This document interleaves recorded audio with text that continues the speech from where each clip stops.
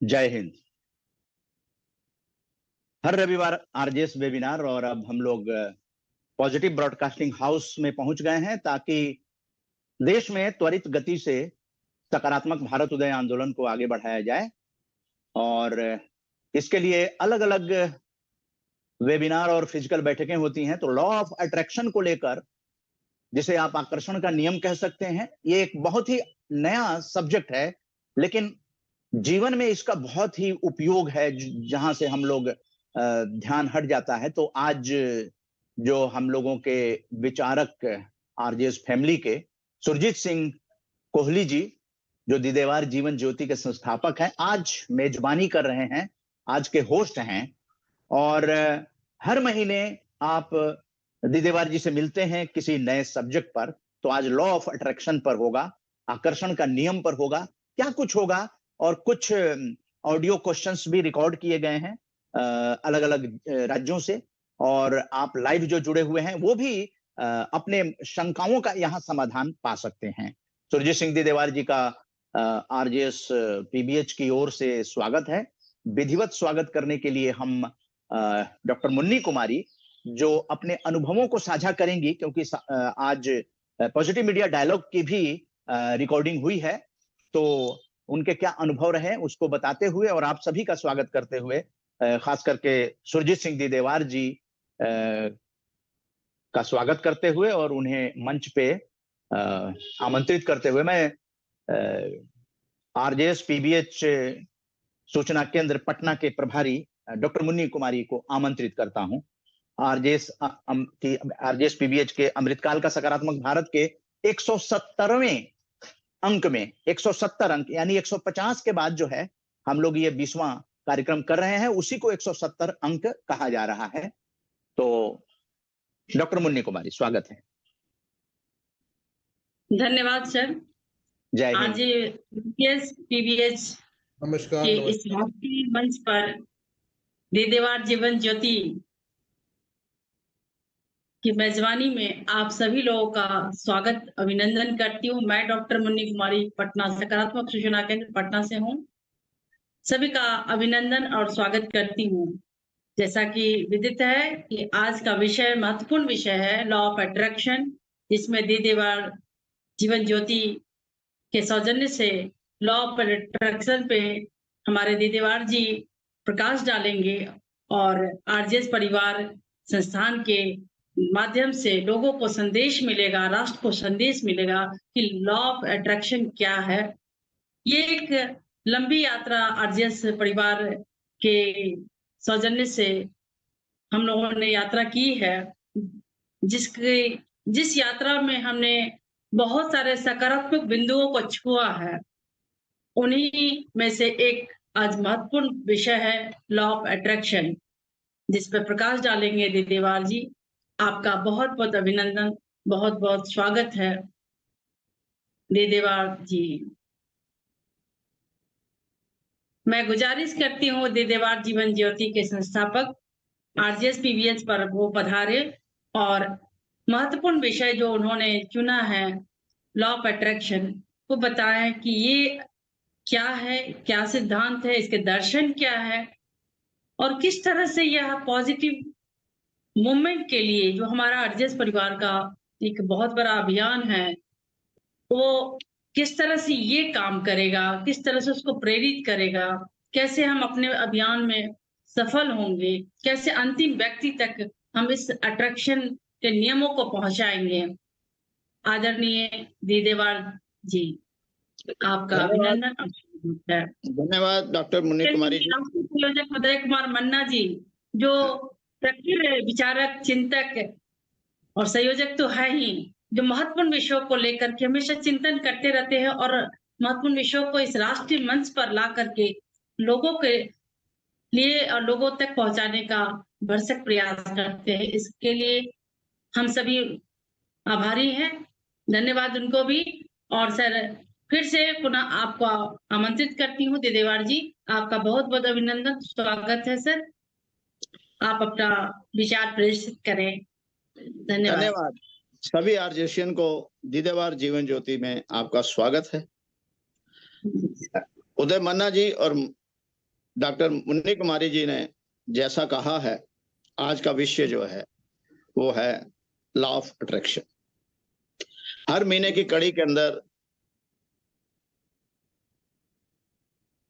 महीने के दूसरे सप्ताह में हम ये प्रोग्राम रखते हैं स्वयं का स्वामी, जिसके सहयोग जो के आरजेएस के सहयोग से आज ये प्रोग्राम फिर चल रहा है।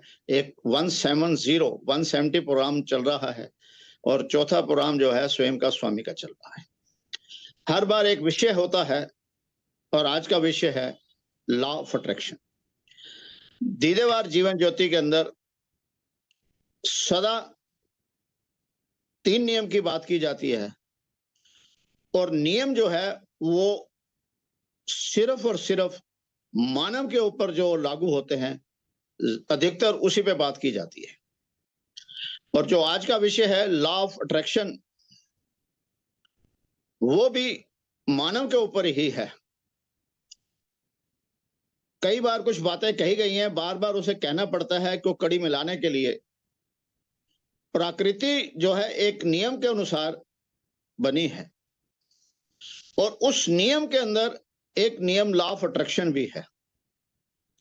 उस नियम के अनुसार ग्रह नक्षत्र बने हैं। ग्रह नक्षत्र के अंदर अनेक प्रकार के जीव जंतु बने हैं और उस सब के अंदर एक विशेष जीव बना है जो स्वयं के मन का विकास कर सकता है। और जो स्वयं के मन का विकास कर सकता है उसने स्वयं को मानव कहा है, क्योंकि ये लॉ ऑफ अट्रैक्शन जो है वो मन के द्वारा ही होता है और ये शक्ति जो है प्राकृतिक नियम से सिर्फ और सिर्फ मानव को मिली है और किसी को नहीं मिली है। इसीलिए ये नियम जो है सिर्फ और सिर्फ मानव पर लागू होता है और मानव का और प्रकृति का जो डायरेक्ट लिंक है, सीधा संपर्क है, उससे हम अनजान हैं। इसीलिए हम जो है परेशान या दुविधा जीवन में बनते हैं, क्योंकि मानव ने जो है अपने द्वारा जो इष्ट बनाया है, अपने मन द्वारा इष्ट बनाया है और दूसरे के मन ने जो अपना इष्ट बनाया है वो अपनी सुविधा के अनुसार बनाया था, वो प्रकृति द्वारा नहीं बनाया गया है। सो जिसने भी अपने इष्ट को माना है, जो उसके स्वयं द्वारा बनाया है, वो सहायक है उसके जीवन के अंदर, उसको उसका आसरा मिलता है। जैसे बैसाखी का जिसके पांव कमजोर होते हैं उसको एक सहारा चाहिए, जिसे बैसाखी कहते हैं। इसलिए जीवन के अंदर भी ये सहारा है, ये बैसाखी है। जो विचारों से कमजोर होता है तो उसने अपनी सुविधा के लिए अपना इष्ट रचा है और तेरे और मेरे इष्ट में मतभेद हो गया है, क्योंकि ये मन भेद था, इस वजह से हम दुविधा में आए हैं। मगर हर मानव का प्रकृति से जो सीधा संपर्क है, आज हम उस विषय पे विचार करेंगे। और जब हम इस विचार में आ जाएंगे तो हमारे जीवन के अंदर दुविधा समाप्त हो जाएगी और हमें पता लगेगा कि सभी के अंदर वैसा ही है। हम अपने आप से कभी प्रश्न करें तो सभी मानव को प्यास लगती है और उसकी प्यास जो है वो कैसे बुझती है? सभी मानव की प्यास जो है वो पानी की तरफ, पानी के साथ बुझती है, किसी और तरीके से नहीं। उस पानी को वाटर कह दें, जल कह दें, कुछ और नाम से संबोधित कर दें, मगर क्या उसकी गुणवत्ता में फर्क आ जाता है? अगर मेरे द्वारा नाम बदलने में उस वस्तु विशेष की गुणवत्ता में फर्क आ जाता है तो यकीन मानिए कि वो गुणवान नहीं है, वो मेरे द्वारा ही निर्मित है। अगर मेरे विचारों से अगर किसी में मतभेद आता है तो मेरे द्वारा ही निर्मित है। सृष्टि के द्वारा जो नियम है वो किसी भी प्रकार के अंदर बदलाव नहीं हो सकता है, और वो बदलाव अगर मानव कर सकता है तो वो उसके अंदर गुणवत्ता में कमी है। सृष्टि अपने नियम के अंदर इतनी बाध्य है कि अपने नियमों किसी प्रकार से बदलाव नहीं कर सकती, मगर मानव को ये जो मन के विकास की शक्ति दे रखी है, उसके अंदर वो अपने जीवन के अंदर किसी भी प्रकार का जब चाहे बदलाव कर सकता है। और सिर्फ ये एक मानव जीव है जो अपने जीवन के अंदर बदलाव ला सकता है, और ये बदलाव उसके मन द्वारा होता है और मन के द्वारा ही वो लॉ ऑफ अट्रैक्शन कार्य करता है। हम अभी अपने आप से सभी पूछें कि मैं जो बोल रहा हूं जिस भाषा को, आज जिस भाषा को मैंने सीखा था और जिस भाषा को आप सुन के समझ रहे हैं, जब आपने सीखा था तो उसके अंदर कम से कम मैंने 20, 30, 40 दिन लगाए होंगे सीखने के बाद। उसके अंदर बार बार कार्य करा होगा। तो अब वो भाषा सीख ली है तो हमें वो या स्कूल चाहिए ना वो टीचर चाहिए, सहज ही मेरी इंद्री भीतर की अंदर ये भाषा बोलती है और आप भाषा समझ रहे हैं। ये लॉ ऑफ अट्रैक्शन है। कि जो मैं किसी चीज के अंदर मन द्वारा लगन से काम करता हूं तो वो चीज मेरी इंद्रिय स्वीकार कर लेती है, और वो इंद्रिय जो है सृष्टि से वो अट्रैक्ट होती है और सृष्टि बाध्य हो जाती है उस व्यक्ति विशेष उस व्यक्ति विशेष की इच्छा को पूरा करने की। सो लॉ ऑफ अट्रैक्शन के अंदर हमें सबसे पहले ये देखना है कि मेरी मतलब मानव की, मैं यहाँ पर मैं या मेरी बोलूंगा तो सभी मानव के साथ है। आप हमें सभी को अपने आप से बोलेंगे कि मेरे पास सृष्टि रचयिता ने इतनी अद्भुत शक्ति दे रखी है कि मैं अपने जीवन को अपने अनुसार जी सकता हूं। मगर मैं जब दुविधा में आता हूं या हमारे आपस में किसी प्रकार का मतभेद हो जाता है, जब दो मानव के विचारों में फर्क आता है, मेरी दुविधा तेरे से विचार विमर्श नहीं है, वाद विवाद में हो जाती है कि मैं अपने आप को अपने विचारों से सही समझता हूं और वो अपने विचारों से समझता है, और मैं अपने विचारों को उस पर थोपना चाहता हूं, उसके विचारों को सुनना भी नहीं चाहता। ये मतभेद है। अगर मैं लॉ ऑफ अट्रैक्शन को समझ लूंगा तो मुझे इस बात का एहसास हो जाएगा कि मेरे जिस प्रकार मेरे विचार मेरे अनुसार सही है, दूसरे व्यक्ति के विचार भी उसके हिसाब से वो सही होंगे। सो हम वाद विवाद के बजाय विचार विमर्श करेंगे तो मतभेद और दुविधा खत्म होती है। और ये कैसे होता है? ये एक भाषा के सवार भाषा निर्मित करी है इंसान ने, मानव ने अपने से एक दूसरे से विचार विमर्श के लिए। मेरे मन के विचार आप तक कैसे पहुंचे वो भाषा निर्मित करी है, पर जिससे हम भाषा कहते हैं, भक्ति कहते हैं, आस्था कहते हैं, प्रार्थना कहते हैं, अरदास कहते हैं, प्रेयर कहते हैं, उसने तो भाषा रची नहीं है, तो हमारी भाषा को कैसे लेगा? तो वो कौन सी भाषा समझता है? जो मेरे भीतर का भाव है। और मेरे भीतर का भाव कब बन जाता है? मेरे भीतर का भाव जब बन जाता है वही मेरे जीवन में उतर जाता है, निश्चित रूप से उतर जाता है, वो अट्रैक्ट करता है। और ये लॉ ऑफ अट्रैक्शन यही है कि मेरे भाव द्वारा मैं अपने विचारों को अट्रैक्ट करता हूं। मगर जब मैं दूसरों के विचारों से भाव प्रकट कर लेता हूं और मेरा भाव सुदृढ़ हो जाता है तो मेरे जीवन में दूसरे के विचार का भाव अट्रैक्ट कर लेता है सृष्टि से, और मैं दुविधा में हो जाता हूं। मेरे को ऐसी वो चीजें मिल जाती हैं जो मुझे नहीं चाहिए। सो मेरी इंद्रियों को मैं मन द्वारा इंद्रियों को संचालित करूं या इंद्रियां मेरे मन को संचालित करके मेरे जीवन को करें। सो मन का निर्माण मानव ने करना है, मन का निर्माण मुझे करना है, मेरे जीवन को मन निर्माण करता है, तो हमारे जीवन में दुविधा हो जाती है। तो लॉ ऑफ अट्रैक्शन के अंदर हम जो है सर्वप्रथम ये देखें, हम स्वयं से पूछते हैं कि जब सृष्टि रची तो किसी लॉ से रची गई है, और जैसे ही किसी का आगमन, मानव का आगमन इस जगत में होता है, तो सर्वप्रथम उसे कैसे पता लगता है कि मां के स्तन से उसने दूध को लेना है? वो उसकी भूख जो है इतनी बढ़ जाती है, उसका भाव बढ़ जाता है कि उसी के अंदर वो शक करने की क्षमता अपने आप आ जाती है। इसी नियम को हम देख लेंगे तो हमें समझेंगे लॉ ऑफ अट्रैक्शन कि जब मेरा भाव सुदृढ़ बन जाता है तो मुझे सृष्टि खुद मेरे भीतर से वो रास्ता दिखाती है, मेरे प्रश्नों का उत्तर देती है और मुझे सहयोग देती है। जब एक बीज जो है धरती के अंदर समा जाता है और धरती ऊपर से सख्त हो जाती है, मगर जब वो अंकुरित होने लगता है तो सृष्टि उस धरती को बड़ा नॉर्मल करके उसको अंकुरित करने दे देती है। उसी बीज को अंकुरित होता है जो अपने आप को समाहित कर देता है, भाव बना लेता है, तो सृष्टि सहयोग देती है। ये सृष्टि का नियम है और यही लॉ ऑफ अट्रैक्शन है कि मेरे जीवन में जब चाहूंगा तब वो मुझे मिल जाएगा, जो चाहूंगा वो मिलेगा। मैंने जंगल के अंदर मेरा आगमन हुआ था, सभी जीव प्राणियों को जंगल में आगमन हुआ, मगर मैं जंगल में नहीं रहना चाहा, मुझे शहर बसाना चाहा। तो क्या शहर जो है मुझे कहीं और से मिला था? मेरे भीतर से ज्ञान मिला था। जब मेरे अंदर ये भाव बन गया तो मैंने रेड़ा बना लिया, साइकिल बना ली, स्कूटर बना लिए, और मैं अपने उन जंगलों के फल के अनुसार नहीं, उसे नए दृष्टि से स्वादिष्ट बनाने के लिए जब मेरे अंदर भाव आया तो सृष्टि ने मुझे सहयोग दिया। ये है मानव नियम। मगर ये अनजाने के अंदर किसी ना किसी मानव के अंदर ये सुदृढ़ आया।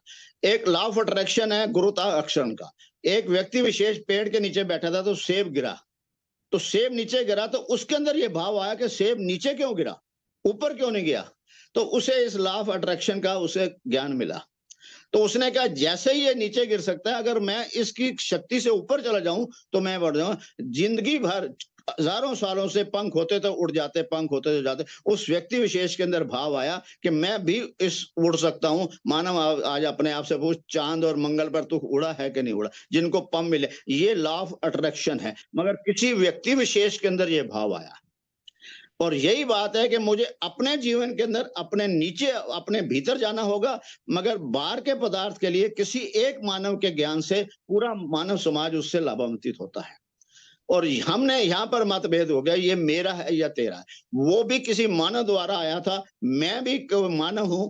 जिस किसी ने भी मानव होकर मानव समाज के लिए उपदेश दिए थे, हमने उसको अलग अलग कर दिया। ये बात यानी किसी भी मानव ने किसी पर्टिकुलर चीज के लिए किसी मानव के लिए नहीं कहा, सभी मानव जाति के लिए किया। पर उनके समूह ने कुछ अपने अपने विचारों से सहमत होकर अपना सामाजिक नियम बना लिया है। वो व्यक्तिगत नियम के द्वारा सामाजिक नियम बना और समाज डिवाइड हो गया। किसी भी व्यक्ति ने अपना भाव जब बनाया है तो मानव के लिए बनाया था, वो किसी व्यक्ति विशेष के लिए नहीं बनाया। उसका व्यक्त करने का भाव यही था, इसलिए उसका व्यक्तित्व निखारा। सो कुछ ही लोगों ने अपने भीतर की वो लॉ ऑफ अट्रैक्शन जाने अनजाने समझा है, और वो उनका व्यक्तित्व निखरा, और उस व्यक्तित्व के ऊपर लोगों ने उसके ऊपर चले। हम अपने आप से देखें कि मेरे को आंखें दी हैं, वो एक सीमित दायरे पर देख सकती हैं। मेरे को कान दिए हैं, वो एक सीमित दायरे तक सुन सकते हैं। मेरे को जबान दी है जो सीमित दायरे तक आवाज जा सकती है। ये सीमा जो है प्रकृति द्वारा मुझे दी थी, मगर क्या मैं उसको सीमा में हूं या सीमा में रह के सीमित कर रहा हूं? आप कहां बैठे हैं, मैं कहां बैठा हूं, आप भी मुझे देख रहे हैं, मैं भी मैं आपको देख रहा हूं, आवाज आ रही है। तो ये मानव की शक्ति है, मानव की लॉ ऑफ अट्रैक्शन है, मानव अपनी शक्ति को पहचान। तो किसी भी प्रकार से अगर कहीं से भी प्रार्थना करता है तो अपने आप को कमजोर करता है, क्योंकि तू समझ नहीं पा रहा कि शक्ति तो तेरे पास है, और जिससे तू मांग रहा है उसने शक्ति तो ऑलरेडी दे रखी है, उसके पास नहीं है। हम एक विचार से कर लें, उसके अंदर ये शक्ति तो थी ग्रह बनाने की, उस पर शक्ति तो थी, एक सूरज बना दिया, उसे गर्म कर दिया। उसे शक्ति थी चंद्रमा बना दिया, उसे शक्ति थी पृथ्वी बना दी। उसमें शक्ति थी, एक नियम थी कि पृथ्वी जो है सूरज के आगे पीछे घूमेगी। मगर जब पृथ्वी का जो एक भाग सूरज के पीछे हो जाता है तो क्या उसे प्रकाशमान करने की शक्ति उसके पास है? नहीं। ये शक्ति मानव तेरे पास थी, और तूने अपनी शक्ति को लॉ ऑफ अट्रैक्शन से अट्रैक्ट करके आज 24/7 प्रकाश में हो सकता है। ये है लॉ ऑफ अट्रैक्शन। हमें अपनी शक्ति को देखना है, और सिर्फ ये शक्ति मानव की है।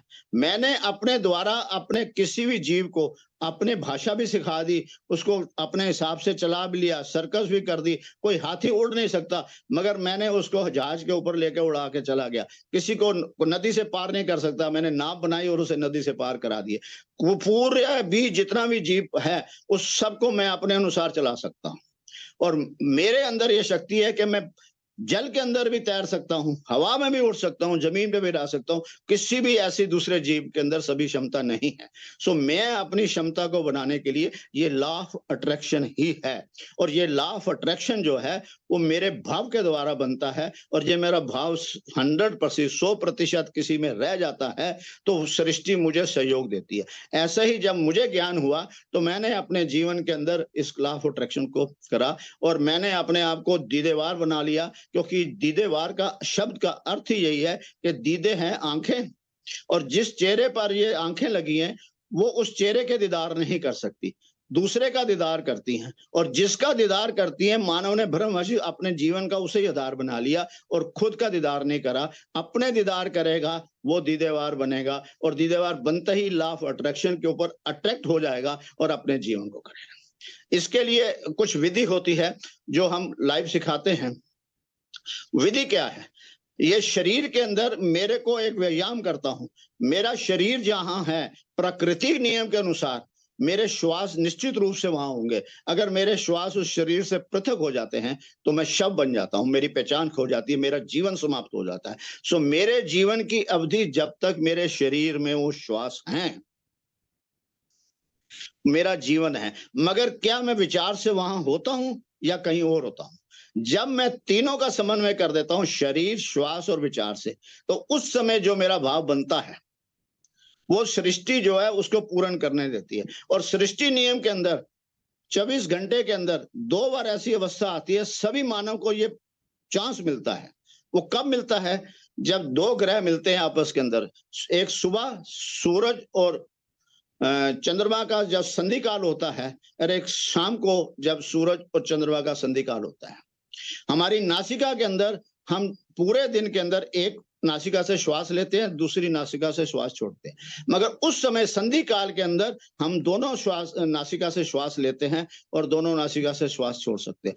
उस समय जो हमारा भाव बन जाता है, सृष्टि उसको हमें पूरा करने में सहयोग देती है। इसलिए जितने भी धार्मिक स्थान हैं, सुबह जो है ब्रह्म मुहूर्त कह दिया जाए या सायंकाल कह जाए, उस समय विचार करने के लिए शुद्ध विचार करते हैं कि तेरे जीवन में, इसलिए सभी ने वो बताया तो है, करा तो दिया, वो परंपरावाद क्या है, उसके पीछे क्या कारण था उसका नहीं माना था, तो हम एक परंपरा के अंदर ही चल रहे हैं, उसको समझ नहीं पाए। तो ये सृष्टि का नियम था, जब सूरज और चंद्रमा ग्रह का संधि काल समय होता है, तब वो इस समय हमारा विचार होता है। अगर मेरे को गाड़ी अगर सीख ली है मैंने, तो मैं हमेशा गाड़ी चलाता रहता हूँ, हमेशा चाबी घुमाता रहता हूँ? नहीं, हमें गाड़ी अगर सीख ली है तो जब मुझे जरूरत है मैं गाड़ी चला लूंगी। अगर हम इस नियम को करेंगे तो मैं दिन में किसी समय भी इस नियम को अप्लाई करके अपने जीवन के अंदर दोनों श्वासों से नासिका के द्वारा श्वास भी ले सकता हूं। जब ये तीनों चीज एक समन्वय हो जाते हैं तो मेरी नासिका के अंदर किसी भी नासिका से श्वास लिया जा सकता है, और उस समय जो मेरा भाव बनता है वो मेरे जीवन के अंदर उतर जाता है। सृष्टि उतरता है इसलिए कि सृष्टि उसे सहयोग देती है। बहुत अनेक प्रश्न जो है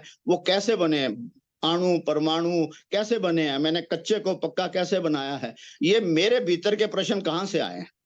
वो किसी के मानव के अंदर ही लॉ ऑफ अट्रैक्शन काम किया था। और मैं अपने आप से पूछूं कि मैंने आज तक कहां पर कहीं प्रार्थना और अरदास या प्रेयर करी है, क्या मांगा है? मैंने क्या आज से बचपन के अंदर कभी मोबाइल की मांग करी थी? नहीं करी होगी किसी ने, क्योंकि उसका मुझे एहसास नहीं था, ज्ञान नहीं था। तो ये मोबाइल बनाया किसने? मानव ने बनाया है। और जब मुझे ज्ञान हुआ तो मांग किससे रहे हैं जिसे बनाना ही नहीं आता?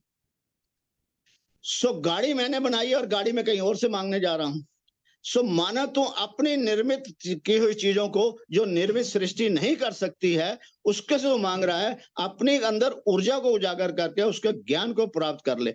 जिस प्रकार एक गाड़ी का जो निर्माता है, वो गाड़ी कैसे नियम से बनी है, वो गाड़ी कैसे चलेगी, उसकी बुकलेट जो है पूरे नियम के अनुसार उसके अंदर रख देता है, और हम उस गाड़ी को उस बुकलेट के अनुसार पढ़कर उस गाड़ी को चलाना सीख जाते हैं और सभी जो है गाड़ी चला लेते हैं। और उसी प्रकार सृष्टि ने मेरे भीतर मेरे जीवन की एक बुकलेट रखी है, और बुकलेट मैंने पढ़ी नहीं है, मैं दूसरे की बुकलेट पढ़ रहा हूँ। चलानी मुझे गाड़ी है और मैं टीवी की बुकलेट पढ़ रहा हूँ, तो गाड़ी चलाने कैसे सीख लूंगा?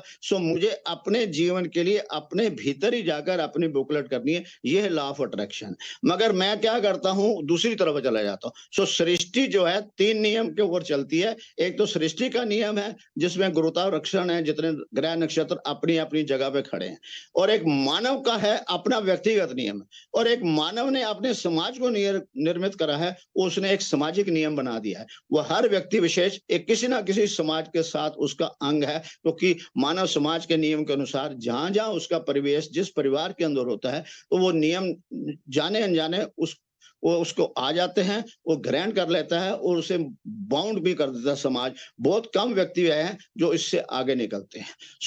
इस बात का ध्यान रखिएगा कि सामाजिक नियम समाज के लिए है, मानव के लिए।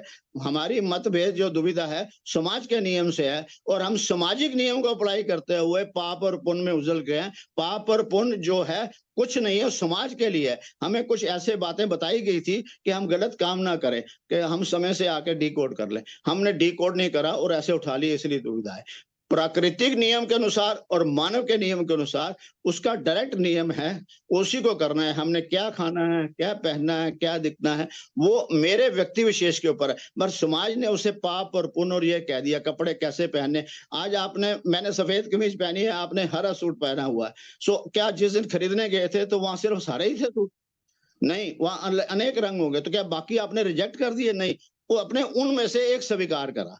आज के लिए स्वीकार करा, आपके घर में कोई और दूसरा भी होगा, कल उसे स्वीकार कर लेंगे। हम स्वीकार और अस्वीकार करें, रिजेक्शन नहीं होनी चाहिए। जब हम रिजेक्ट कर देते हैं तो हमारे उससे जो गुण है उसके लेने में भी हम जो है नहीं पा पाते हैं। ये लॉ ऑफ अट्रैक्शन का सबसे बड़ा नियम जो है कि मुझे अपने भीतर अपने जाना है और अपने से ईमानदारी करनी है। ईमानदारी कैसे करनी है कि मेरा श्वास भीतर से कैसे चल रहा है। अगर मेरा श्वास भीतर से ऊपर नीचे चल रहा है, तो इसका मतलब कहीं ना कहीं मेरे विचारों में दुविधा है। तो मुझे अपने विचारों पे ध्यान रखना है, और मैं कौन सा विचार लूं कि मैं अपने भीतर शांत हो जाऊं। और जैसे ही मैं शांत हो जाऊंगा तो मेरे श्वास भी शांत हो जाएंगे।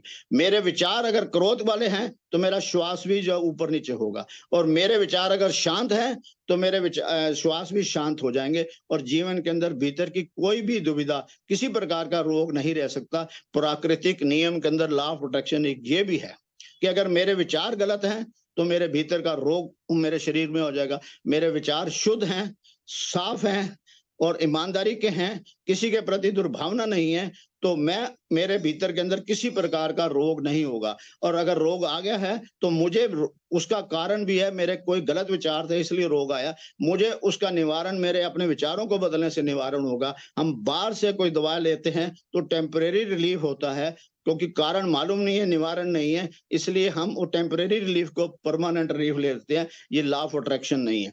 प्रकृति ने मेरे शरीर के अंदर कोई भी रोग होगा, उसके अंदर सभी नियम के अंदर सभी जो इंद्रियां हैं वो उसको कारगर करती हैं ठीक करने के लिए। मुझे अपने विचारों में शुद्धता लानी है, शांति लानी है। कौन सा विचार लेना है, कब लेना है, ये मुझे अपने आप से ईमानदारी से करना है। और जब मैं दूसरे पे करता हूँ तो ये लॉ ऑफ अट्रैक्शन नहीं होता है, ये सामाजिक अट्रैक्शन है। सो मानव जो है अपने आप को समाज के अंदर रहते हुए सामाजिक नियम करे, पर हर व्यक्ति विशेष का एक व्यक्तिगत नियम है, और उस व्यक्तिगत नियम के अंदर ही लॉ ऑफ अट्रैक्शन होता है।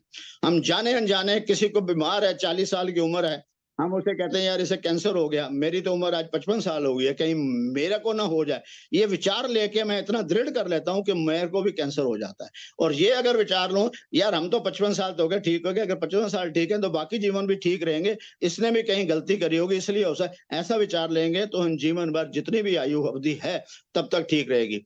और मैं निश्चित रूप से यकीन से अपने अनुभव द्वारा सभी को ये कह सकता हूं कि आप अपने विचारों में शुद्धि लाएं और अपने आप से ईमानदारी लाएंगे तो आपके जीवन में कभी रोग हो नहीं सकता। अगर कोई छोटा मोटा रोग होगा तो सेम ठीक होगा। हम अगर बरसात में बाहर जाएंगे तो नियम है कि सभी का शरीर गीला होगा, शरीर तो गीला होगा, मगर ये नहीं हो सकता कि सभी बीमार हो जाएं। जिनका शरीर और विचार दुरुस्त है वो बीमार नहीं होंगे, जिनका शरीर कमजोर होगा उनको ताप हो जाएगा, खांसी जुकाम हो सकेगी। तो मेरा शरीर गीले होने से या मेरे में कभी विचार गलत या गुस्सा आ गया तो उसके अंदर चिंता के बजाय चिंतन करेंगे, ये लॉ ऑफ अट्रैक्शन है। जैसे ही मैं चिंतन करता हूं तो जो लॉ ऑफ अट्रैक्शन के अंदर मैं उसके अंदर सुविधा के लिए, उसके इलाज के लिए, उस समस्या का समाधान के लिए करता हूं, और सृष्टि उस समय मुझे समाधान का एक नया रास्ता दिखाती है। वो सहयोग किसी मानव द्वारा हो सकता है या स्वयं मेरे भीतर सवा हो सकता है, वो किसी भी द्वारा होगा। ये लॉ ऑफ अट्रैक्शन है कि अर्थात मैं जो भी जब चाहूंगा सृष्टि से अपनी चीज को ले सकूं। सृष्टि ने जो दिया है मेरे को, वो सिर्फ मेरे को नहीं दिया, पूरे जीव प्राणी को दिया है, मगर जो मैंने लिया है वो मैंने लॉ ऑफ अट्रैक्शन के द्वारा लिया है। मैंने गाड़ी, स्कूटर, मकान, अनेकों अनेक चीजें, बर्तन, खाना, जो भी है ये लॉ ऑफ अट्रैक्शन के द्वारा ही हुआ है। हमने उसको, अगर मुझे फल मिला है तो फल को अंदर मैंने अपने सीधा खाया है या फल के अंदर मैंने शराब बना दी है, ये भी मेरे ऊपर है कि मैंने उसका उपयोग कैसे करना है। अगर नियम जो है 80 के ऊपर गाड़ी चलानी है तो मैं 80 या 70 तक चलाऊं तो गाड़ी नियम से सही चलेगी, मगर मैं उसे 120 से ऊपर चलाऊंगा तो एक्सीडेंट मान जाएगा। इसलिए मेरे द्वारा कुछ भी निर्मित है उस नियम के अंदर अगर मैं उसका सेवन करता हूं और नियम के द्वारा सीमा में रह के करता हूं तो मेरे लिए वो टॉनिक और सुविधा रहेगा। और मैं सीमा को क्रॉस करके असीमित दायरे में चला जाता हूं तो मेरे लिए एक्सीडेंट होता है जीवन के अंदर, और फिर मैं उस चीज, व्यक्ति विशेष या वस्तु विशेष को दोषी देता हूं। क्या गाड़ियों के एक्सीडेंट नहीं होते, गाड़ियों में मौत नहीं होती, पर क्या कारण हुआ? इतनी गाड़ियां चलती हैं तो किसी एक पे होते थे कि गाड़ी चलानी हमने बंद कर दी।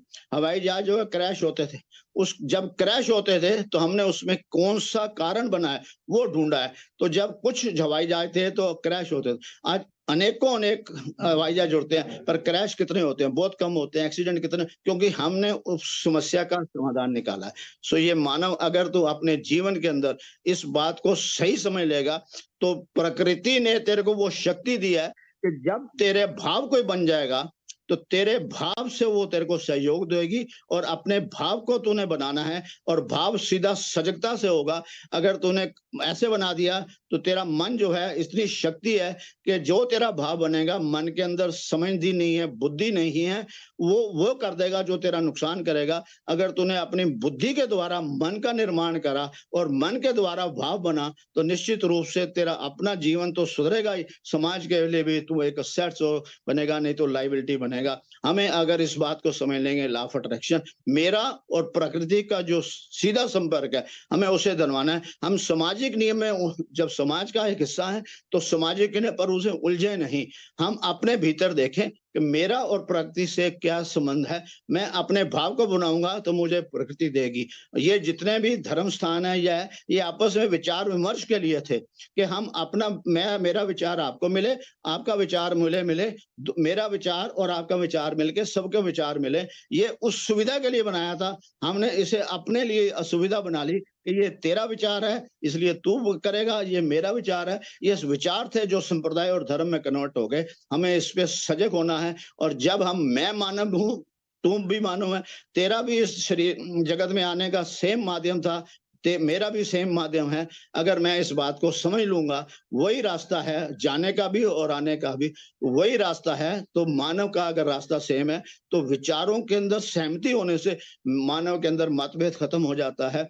और अगर विचारों में दुविधा है तो वो होता है, परिवार भी आज इसलिए टूट रहे हैं कि विचारों में दुविधा है, और समाज भी इसलिए लड़ाई झगड़ा, या तेरी जमीन और मेरे लेनी, पुरातन राजे महाराजे भी ऐसे करते थे। आज भी जो है एक देश दूसरे पे देश करता है। ये तेरा मेरा नहीं, कोई स्वदेशी नहीं है, एक ही विश्व है, एक ही विचार है मानव का। जब हम इस बात को समझेंगे तो हम लॉ ऑफ अट्रैक्शन को सही मायने में करके सभी के लिए सुविधाजनक बनेंगे। और इसके साथ अब मैं यहाँ पर अपनी वाणी को विराम देते हुए, आपको जैसा लगे, जो जिस प्रकार से प्रश्न करेंगे, मैं कुछ आपके प्रश्नों के द्वारा, कुछ अधूरा मैंने इसको छोड़ दिया है कि आपके प्रश्नों के द्वारा उनको भी आगे बताऊंगा। आपका धन्यवाद। आनंद आनंद आनंद।